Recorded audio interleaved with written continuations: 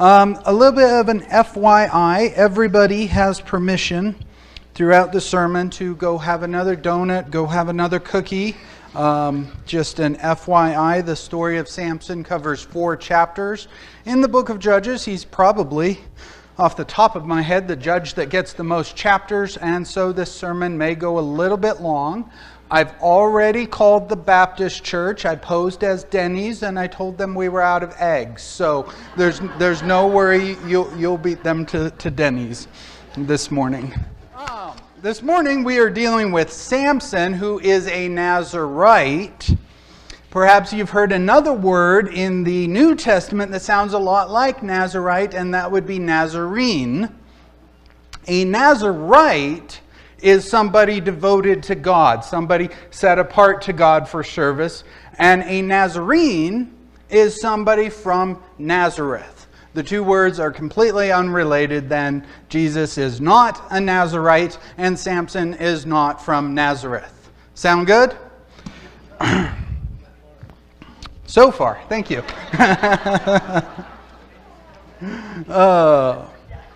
I was once hearing a guy, I think it was on the radio, I can't remember where exactly I heard him, but he was an atheist or an agnostic of some flavor, and he was absolutely trash-talking the Bible.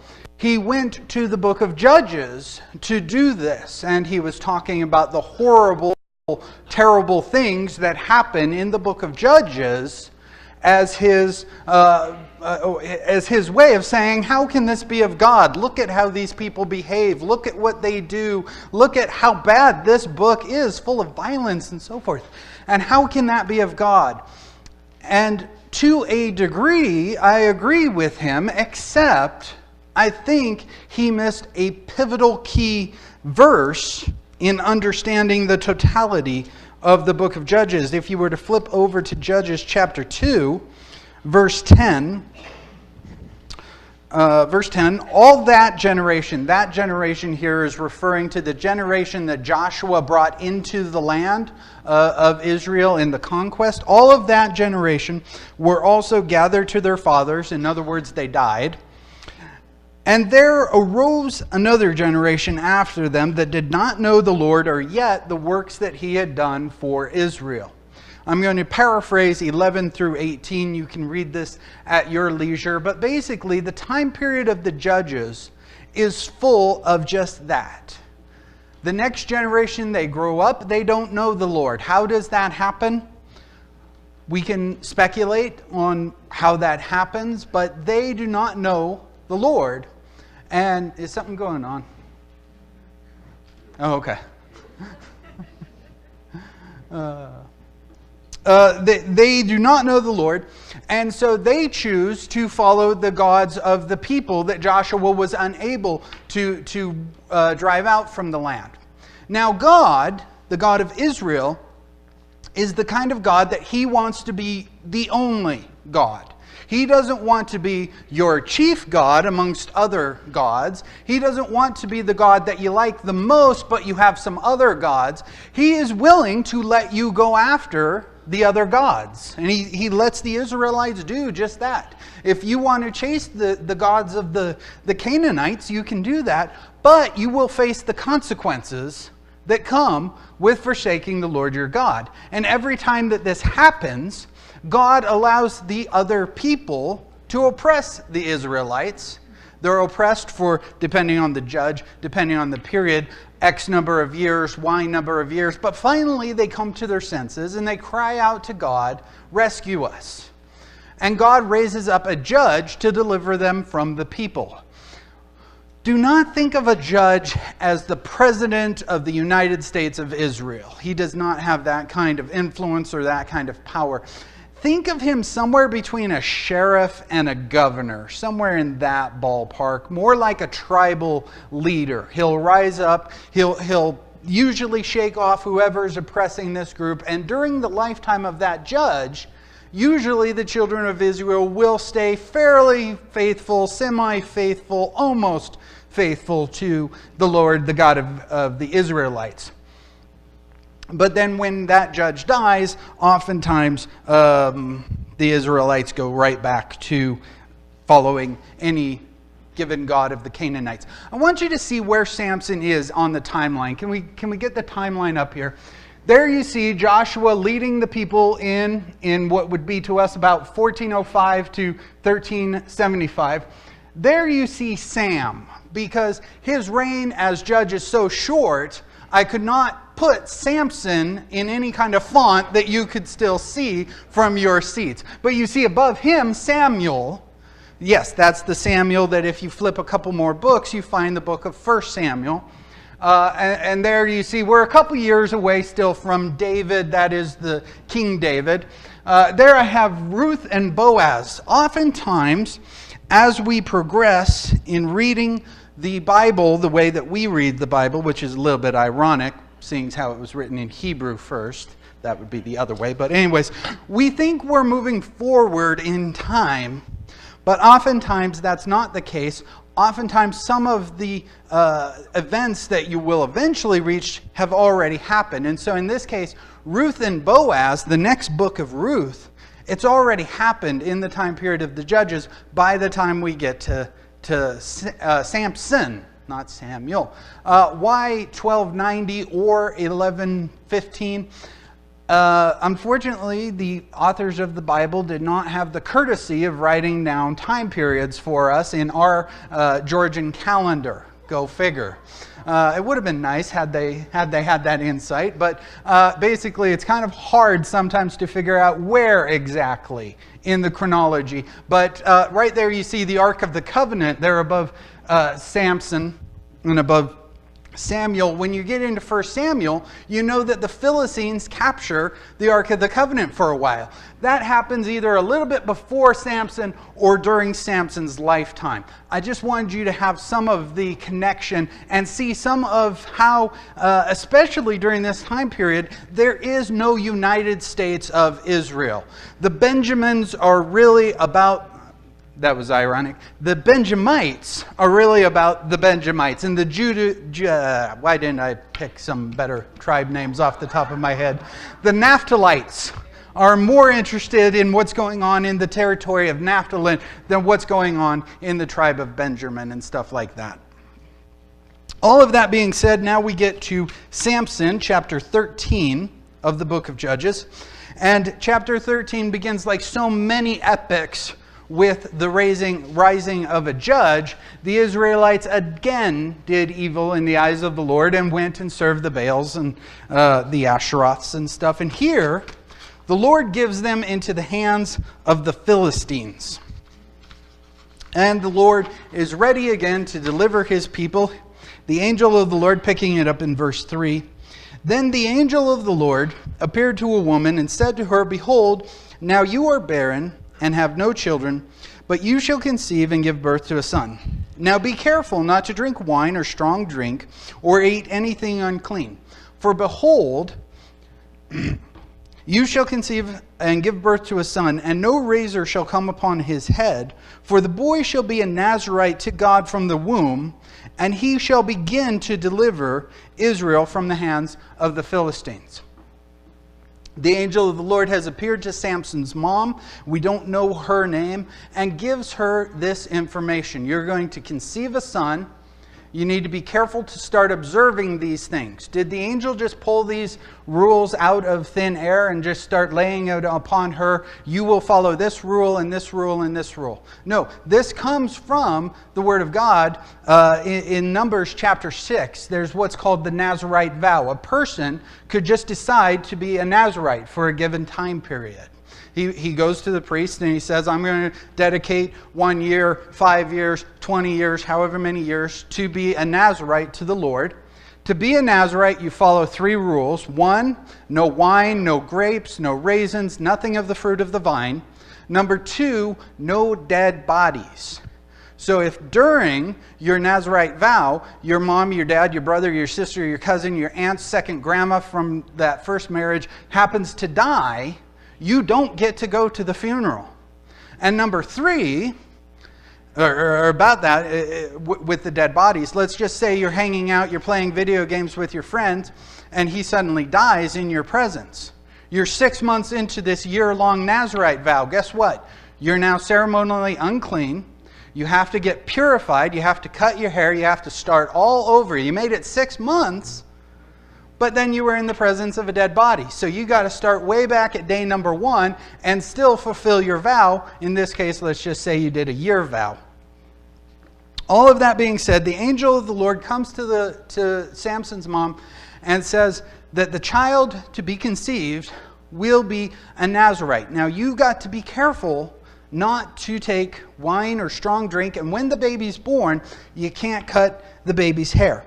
Some will argue that because the angel only brings up these 2 requirements, maybe Samson was some form of a special Nazirite, and the dead bodies thing, because the angel doesn't mention it, doesn't apply to Samson. I would argue against that because the angel calls him a Nazirite. He doesn't give him any specific kind of Nazirite vow, but just that he will be a Nazirite. And I think that dead body part, or dead things, will come to haunt Samson later as we get into the story. All of this happens. Samson's parents, I speculate, were at least not participating in the apostasies that were going on in Israel at that point. And Samson is probably going to be raised in a house that's pretty orthodox when it comes to the Mosaic religion or Judaism of that time. On top of that, he's going to have those other rules that his buddies, his friends, maybe they don't have to follow those rules, but he has to follow those rules. I'm going to set you up with a question. How serious does Samson ever take his calling? I want you to think about that as we get into the Samson story. Picking it up in chapter 14, I'm just going to paraphrase this part. Samson goes to Timnah, which is a city of the Philistines. And while he's in Timnah, he notices a girl. And he goes to mom and dad and he says, "Mom and Dad, I saw a girl in Timnah. I want to marry her. Set it up." And his parents say, "Is there nobody in all of Israel? You have to go to the Philistines to do this." Key verse, verse 4, "However, his father and his mother did not know it was of the Lord, for he was seeking an occasion against the Philistines." I want you to remember that this episode in Samson's life comes with that at the beginning. This was of the Lord. We're going to be looking for that phrase later in the story, okay? So Samson's mom and dad agree, and they go to Timnah to organize and arrange this thing. It's supposed to be about a 3 to 4 mile walk from where Samson and his family lives to Timnah. At some point, and the author doesn't tell us exactly what happens, but they must become separated on the journey. I don't know if Samson ran on ahead or if Samson had to go behind a tree. Whatever whatever happens, somehow they get separated. And while they're separated, a lion attacks Samson. Now, verse 6, "The Spirit of the Lord came upon Samson mightily, so that he tore him," the lion, "as one tears a young goat. And he had nothing in his hands. And he did not tell his mother and his father what he had done." I'm going to speculate here. I'm thinking that nothing like this has happened yet in Samson's life. We like to think of Samson as this guy who already at the beginning of the story looks like somebody who's been in, but I better be careful and not tear my shirt here this morning. We don't want rumors about this church, do we? I don't think that at this point you would mistake Samson for Arnold Schwarzenegger. And I mean 80s, 90s Arnold Schwarzenegger. I saw Terminator Genesis. Don't waste your time with that movie. But anyways, this is the first indication that we get of Samson doing something absolutely amazing with his strength. And this strength doesn't come from himself. It comes from the Lord. I think that the Lord is saying to Samson, "You are a judge. I've raised you up. And when you honor me, look at what you can do. Look at what I can do through you when you honor me. They must set up the arrangements, and they have to go back. I'm imagining it's kind of like our wedding customs where we set a date and we have to wait till that date and stuff like that. But anyways, next story we have is they're going back to Timnah. And once again, I think that Samson either has to run in front of his parents or he has to go behind the tree again. Whatever it is, he gets to that place and he remembers the lion. And he sets aside to go see that lion. And when he sees that lion, he notices that bees have built a hive inside the lion. And he reaches in there and he gets some honey. Verses 8 and 9, specifically 9. And so he scrapes the honey out with his hands. In other words, he's not using any kind of tool to get this honey out of the lion. He is using his bare hands on this dead lion. And he eats it, and when he comes to his father and his mother, he gives them some too, and they eat it, but he did not tell them that it came out of the dead lion. That's because right here, some of you are like regretting that donut this morning because you've still got that sweetness in your mouth, and now I'm telling you about eating honey from a dead lion. This would already be not kosher to an Orthodox Jew, it coming from a dead lion. But remember that part of Samson's vow is no dead things. So it would kind of be doubly unclean for Samson. But we go on. We get to the wedding feast. He and the Philistines engage in this riddles and riddle me this, riddle me that. And you probably know that he takes the lion as an example and he poses that to them as a riddle. And he says, if you cannot figure out my riddle in the time period, 7 days, then you owe me 30 changes of garments. The Hebrew here either means very fancy clothes or it means military garb. And I'm going to go with the latter here for the Aussie theory. You're not required to follow the Aussie theory to a T, but I just want to put something out there to you. I want to suggest something. I want to see what you think of my theory here. I think that he's asking for military garb because I think Samson has a plan. I think Samson is doing this with Samson's plan in mind. And I don't think that Samson's plan is going to succeed because I think oftentimes we have this. We face a challenge and we come up with a plan. But perhaps God has a different plan. Perhaps God is doing something else. Remember that this episode is of God. We saw that from the beginning. God was looking for an occasion to engage with the Philistines. He poses the riddle to them. They can't figure out the riddle. They go to the wife and they threaten her with violence. And she nags and nags and nags Samson for the answer to the riddle. He finally gives in. Remember that. That's going to come back to haunt Samson later also. But he finally gives in and he tells her the answer. Now, I am of the opinion that Samson is not stupid. Because Samson tells his wife the answer to the riddle, and the next thing you know, the Philistines know the answer to the riddle. And he specifically says to the Philistines, if ye had not plowed with my heifer, gentlemen, don't call your wife a heifer. If ye had not plowed with my heifer, ye would not have figured out my riddle. In other words, he knows that his wife has betrayed him. He's not stupid. Let's remember that again later. Verse 19, then the Spirit of the Lord comes upon Samson. God is at work here. The Spirit of the Lord comes upon him, and he goes down to Ashkelon, and he kills 30 and takes their spoil. And he gave the changers of clothes to those who had told the riddle. Let's be the Israelites watching our judge at this moment. He is our judge, and we know that when God raises up judges, it's because God's going to deliver us. And the Spirit of the Lord has come upon Samson, and he's gone down to Ashkelon, and he wipes out 30 men with his bare hands. Whose side do you want to be on? The guy who can wipe out 30 guys with his bare hands? Or the side that got their head handed to them? I want to be on this judge's side, right? So here he comes back. He's bringing the spoils of this attack. Yeah, here's our guy. Here's our Samson, man. We're going to be behind him. And whatever he does, we're going to back him up. And here he comes. And he throws the garb down at the feet of the Philistines. He just wiped out 30 men. What's he going to do next?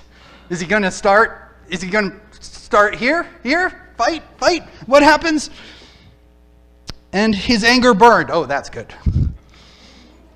And he went up to his father's house. He went up to his father's house? He went up to his father's house.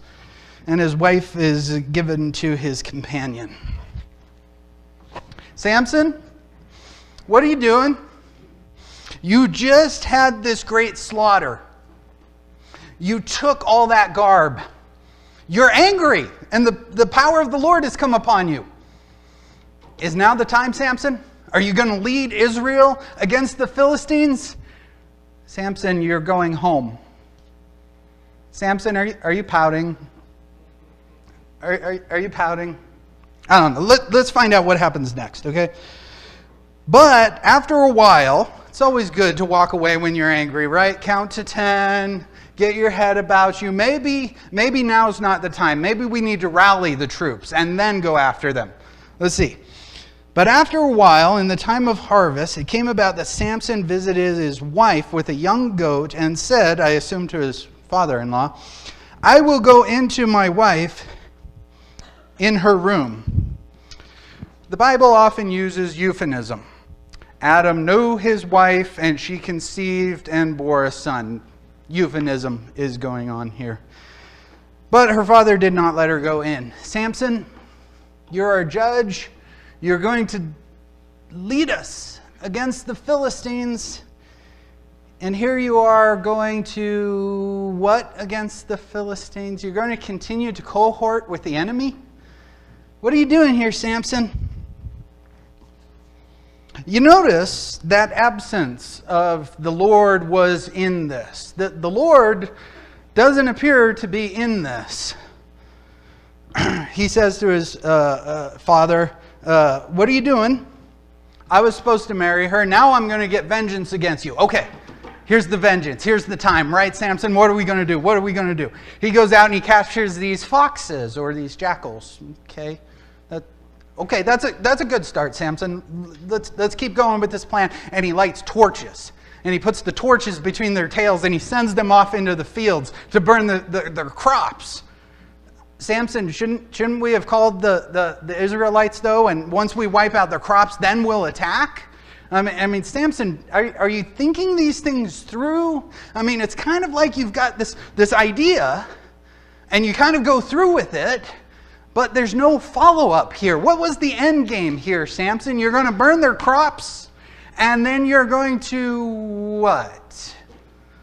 Well, the Philistines figure out it's Samson that did this to their crops, and what do? They go and punish what would be his in-laws. And then we get this terrific verse. After he's punished the in-laws, verse 8, he struck them with a great slaughter. Now's the time, right? Here it is. We've burned their crops, and now Samson is going to lead us again, right? And he's going to lead the Israelites to shake off the Philistines, right?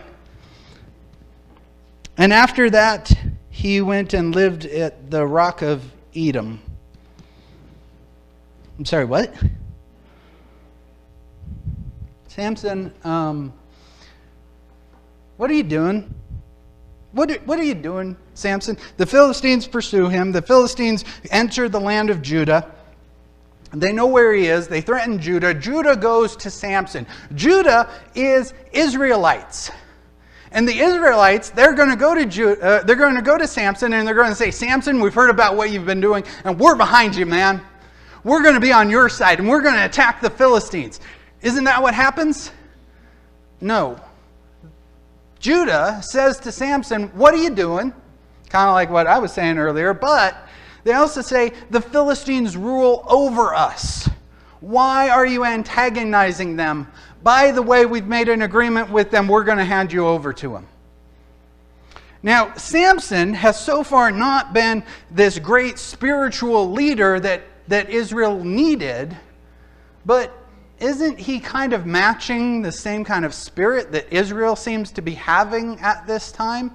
So they bind Samson and they take him to the Philistines.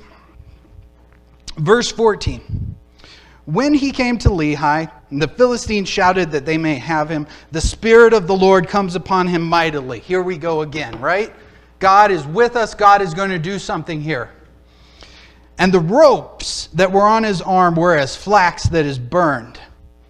And they dropped from his hands. He's free. And the Spirit of the Lord is once again upon him. And what's he going to do? He's probably going to take them out, right? He's going to find the jawbone of a donkey. Samson, you're a Nazirite. You're not supposed to be touching dead things, remember? And the Spirit of the Lord has come upon you, probably in the sight of Judah. Why don't you honor the Lord and take them out with your bare hands, just like you did before? Wouldn't that be... Okay, fine. He picked up the jawbone of the donkey, and he gets this great slaughter still. He gets this great slaughter. Israel, look, here is your judge. And even though he wasn't supposed to touch the jawbone of a donkey, he uses that as a weapon against them, and he gets this great slaughter. Once again, we're standing there. We see this. And now, after this slaughter, he cries out to the Lord, Lord, I'm thirsty. And God splits a rock and opens a spring for him. Judah, we have seen our God do this amazing thing through him, and then we saw this amazing miracle by the hand of God to refresh our champion. This has got to be it, right? This has got to be the time that we're finally going to unite and we're finally going to shake off these Philistines, right? Right? Let's see what happens. Chapter 16, verse 1. Now Samson went to Gaza. Gaza is a major city of the Philistines. Good move, Samson. Go to a major city of the Philistines. And what kind of slaughter do you have in mind? And he saw a harlot there, and he went into her.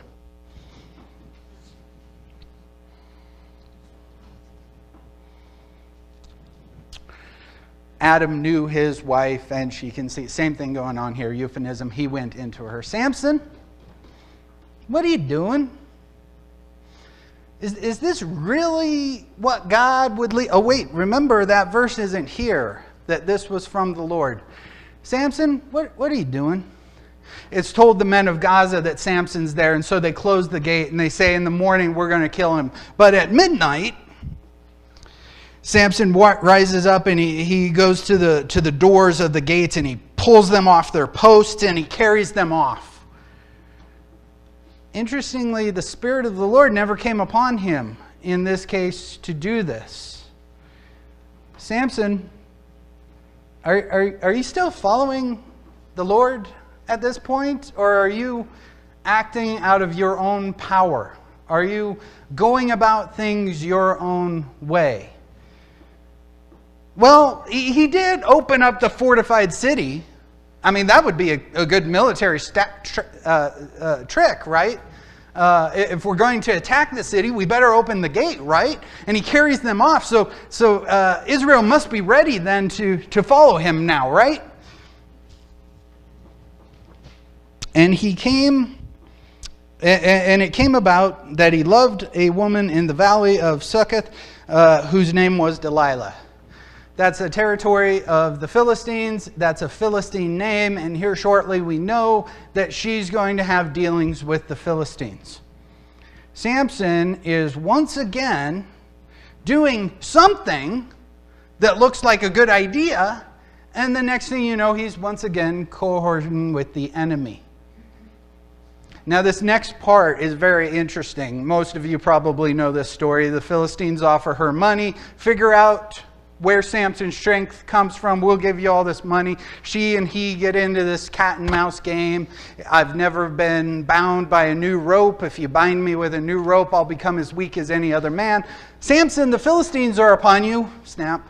I've never been bound with dried cords. If you bound me with dried cords, I'll be as weak as any other man. Samson, the Philistines are upon you. This goes back and forth. Remember earlier, When Samson told his wife the answer to the riddle, and the next thing you know, the Philistines know the answer to the riddle, Samson's not stupid. And yet, in this story, his girlfriend keeps setting him up in these ways, and he keeps playing along. Samson, what are you doing? Finally, she nags him once again. Remember how his wife nagged him to get the answer? Once again, that's what happens. He has this weakness. Now, verse 17 of chapter 16 is a very interesting verse. And so he told her all that was in his heart. And he said, "A razor has never come upon my head, for I have been a Nazirite to God from my mother's womb. And if I'm shaven, then my strength will leave me, and I'll become as weak as any other man."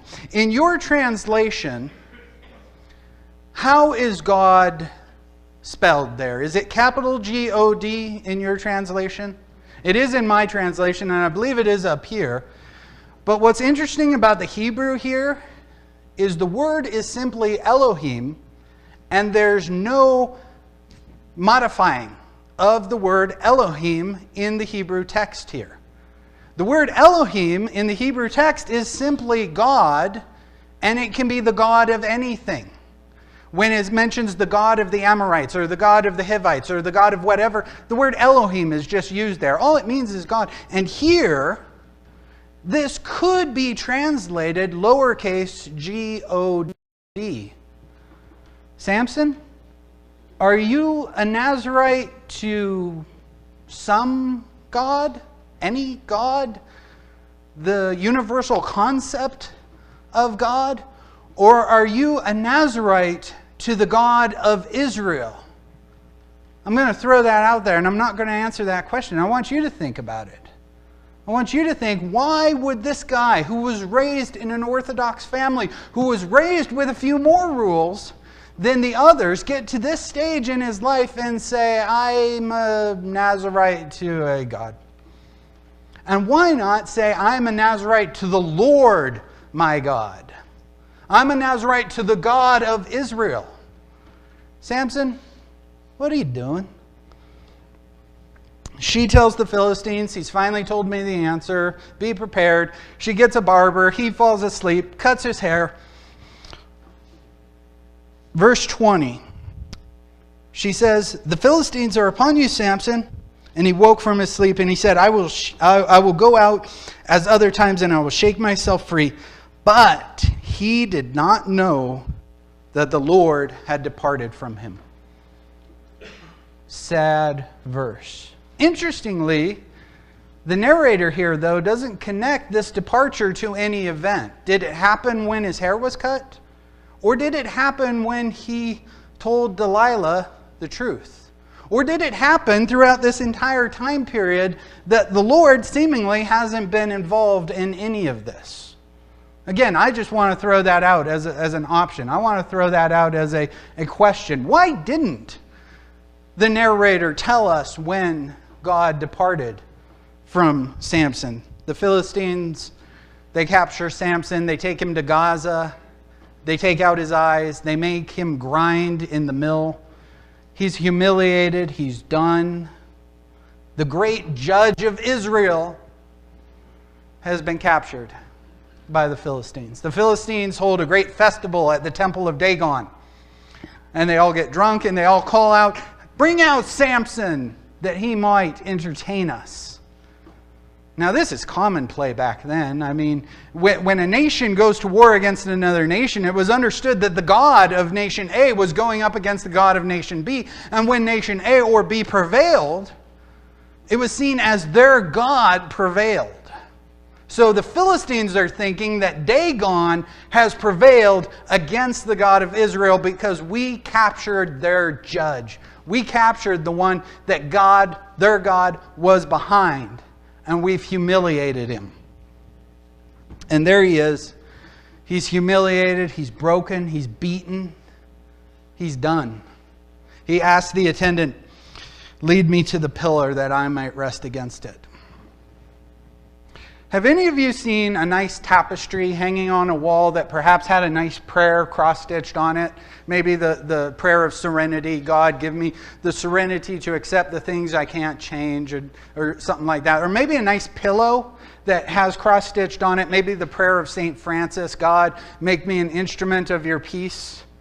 I don't think that Samson's prayer here will ever be cross-stitched on a pillow or ever appear in a worship song sung in the church. But I want you to see Samson's prayer here. Then Samson called to the Lord. He called to Yahweh. He called to the God of Israel. O Lord God, O Yahweh Elohim, please remember me. If he's asking to be remembered, then he realizes that God has not been with him. He realizes that God has not strengthened him to go up against Delilah. And in fact, God probably didn't lead him to hang out with Delilah. Here he is, and he realizes that he needs God to remember him. And please strengthen me. He's spent. He's done. He's empty. How many of you have ever been at that position where there is nothing left inside of you? You're worn out. You're beaten. And at this point, he says, God, there's nothing left inside of me. I need you. Interestingly, here's where Samson's prayer goes in one direction, and I just wonder what God is actually doing. Samson says, strengthen me just one more time, that I may at once avenge myself of the Philistines. God, strengthen me. Give me that I might glorify myself. And yet, if you know the story, God hears this prayer.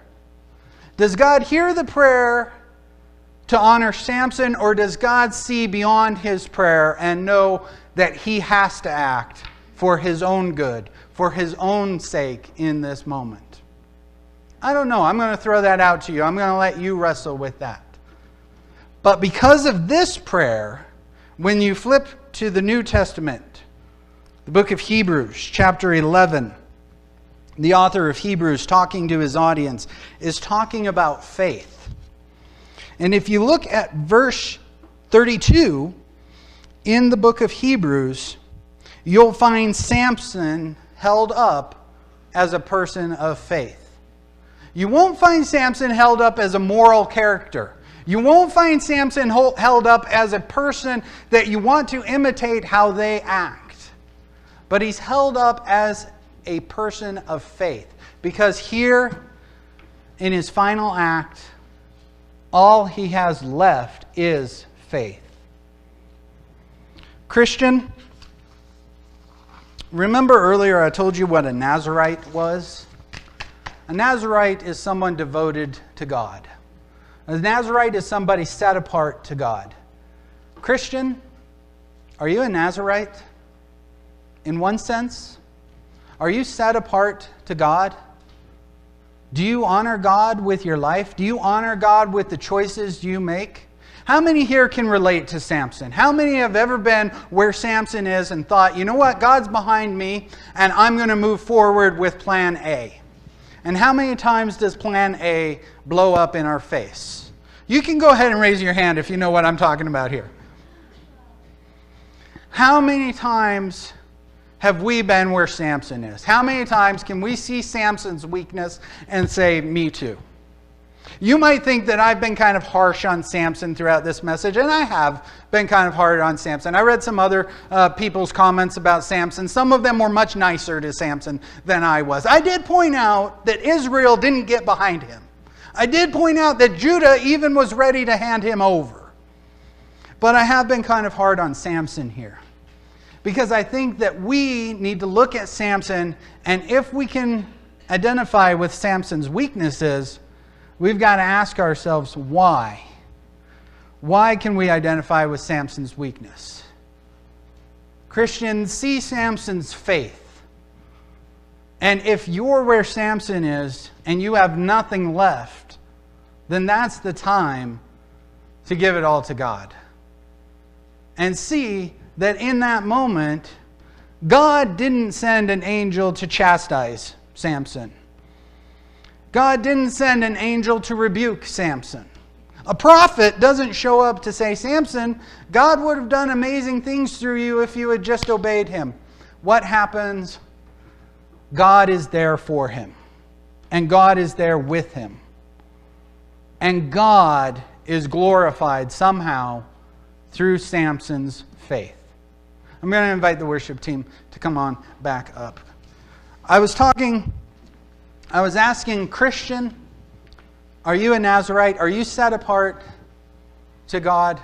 If you're here this morning and you don't know that you're set apart to God, I would love to talk to you before you leave today. Steve would love to talk to you before you leave today. Because if you don't know what it is to be transferred from the kingdom of darkness to the kingdom of light, if you don't know what it is to be salt and light to the world, please don't leave here this morning. I would love to talk to you. But Christian, I would love for you to reflect on some of those questions I threw out, some of those things I chose not to answer in Samson's life. And I want you to kind of think about that in your own life. And especially I don't know what song we're about to sing, but as we sing this song, let us just reflect on that.